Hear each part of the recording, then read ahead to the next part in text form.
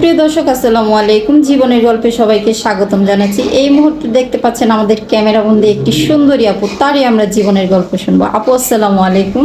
ওয়ালাইকুম সালাম। আসসালামু আলাইকুম। ওয়ালাইকুম সালাম। কি অবস্থা আপু, কেমন আছেন? জি আলহামদুলিল্লাহ ভালো, আপনি কেমন আছেন? এই তো আলহামদুলিল্লাহ। আপু আপনার নামটা কি? আখি আক্তার।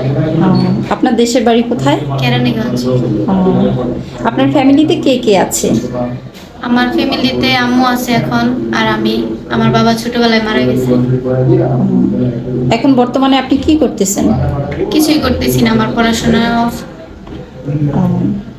আপনার আম্মু আব্বু কি করে?